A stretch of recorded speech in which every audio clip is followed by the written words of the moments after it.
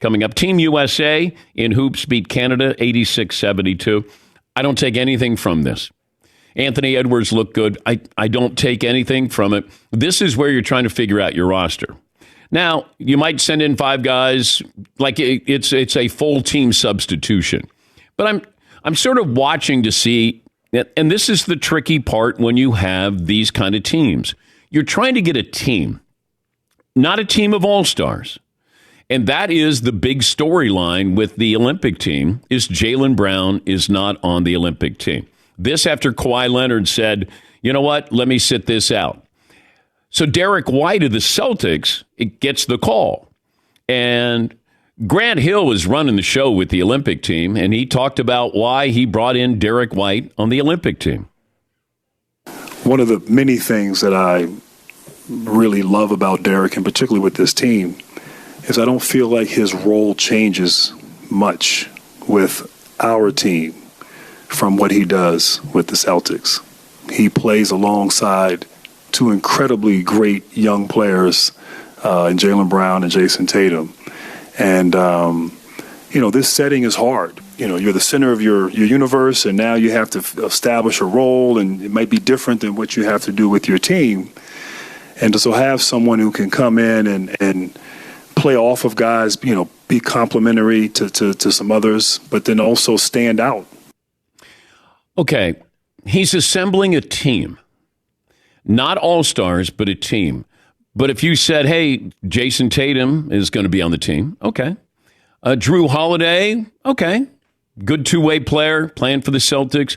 But if you said Derrick White's going to get the call instead of Jaylen Brown, now all of a sudden you got my attention. And certainly got Jaylen Brown's attention because he sent out cryptic messages, emojis yesterday. Like, is this about Nike? Because Jaylen Brown has been critical about Nike. And Nike, of course, is the big sponsor, the apparel for the Olympic team. Well, Grant Hill is saying, look, you got to have players who fit roles on there. It's not just work. Now, they're going to win the gold medal. I think everybody can agree they're the prohibitive favorite to win the gold medal. Does it matter? Well, you're still getting a team out there. And if you said to me, who can I add, who can add, to what we need, but also not subtract to what we have, I understand Derrick White. Derrick White is very versatile, really good defender. He can shoot the 3, doesn't lack confidence, plays hard. And if you put him on the bench and he doesn't play, you're probably not going to hear anything. Jaylen Brown, I'm the Eastern Conference MVP. I could have won the Finals MVP. Why am I not playing? Or did he win the Finals MVP? He did. Oh, okay. Why did I think Jason Tatum did? Out of habit. Yeah. He won the Eastern Conference Finals MVP. Checking. Yeah. I thought Jason Tatum won it, but I would have given it to Jaylen Brown. So Tatum won the Larry Bird Trophy? I think. Looking it up. I know that Jaylen Brown won Eastern Conference Finals MVP, right? But then I thought Jason Tatum won NBA Finals MVP, Jaylen Brown. Oh. Boston Celtics. Congratulations. So he won both. And then they cut right to Jason Tatum, who was like, I don't know, kind of awkward, but then like, no, it's good. It's good. I'm happy that he did. So here he is, well decorated then. And I think you're probably looking at this team going, if Jaylen Brown doesn't play, how's he going to react to this? If Derrick White doesn't play, we know how he's going to react. He'll be fine. He's on the Olympic team, great experience. Jaylen Brown's probably saying, I'm up there in the conversation of best player in the world. I should be playing. I'm a star. And I think that probably factored in. Do I think Nike, the sponsorship aspect? Probably not. But I think nothing is out of the realm of possibility here with what he thinks. I don't know if there's more to the story. Feels like there's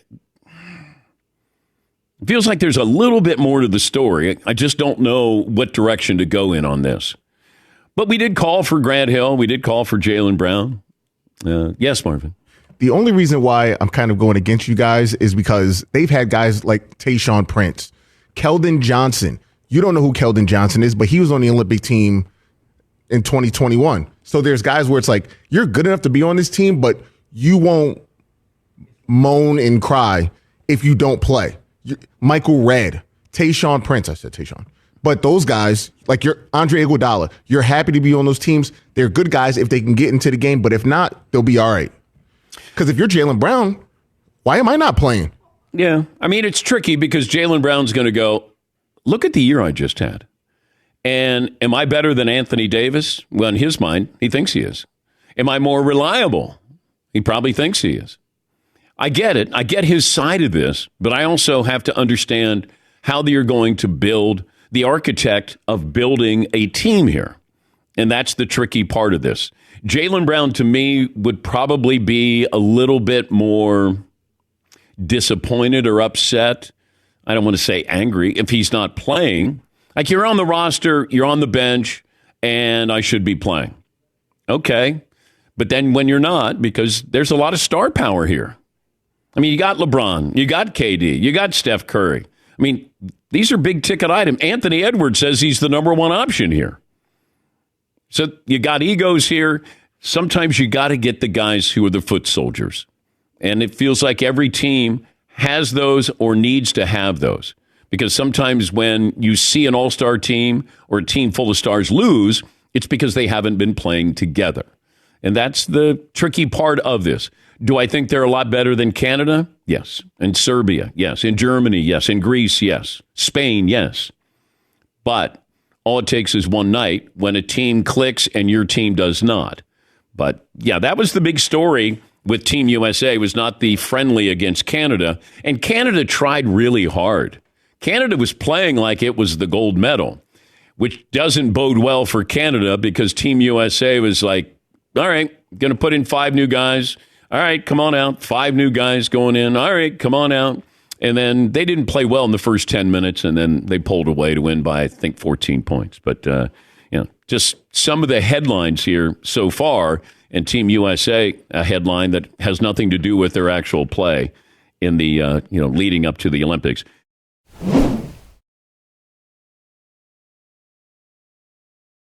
Now I'm watching The Bear, the show about a restaurant in Chicago. So now I need to know everything about restaurants.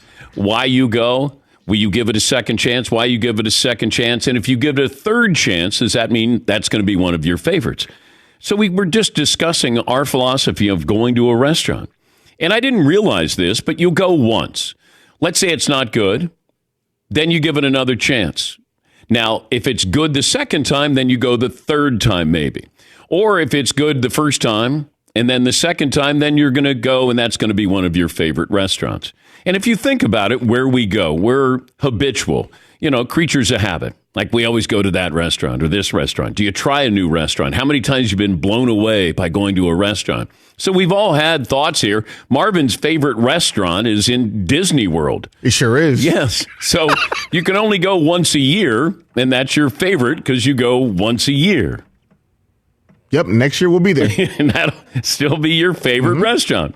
But Paulie said, yeah, there's a study or studies that have been done about what we do, why we do it, and then when you give up on a restaurant. Yes, Paulie. Yeah, so this article is from a long time ago, but it's for people who are starting new restaurants. They say that people will try out a new restaurant, especially if it's local, and they'll like it or not like it. But it's not necessarily the food, it's the experience the first time. Is it relatively quick? Do they seem like they have their act together? Is the food solid? And then they come back a second time. So if the first experience isn't great, people will usually give you a second chance, according to this study for restaurateurs.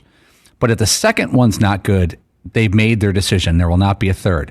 If someone comes back a third time, that means they've decided this is a restaurant they like, that they're committing to. And if you come back for the third, you're going to keep coming back on a regular basis in perpetuity almost. That's the three tries.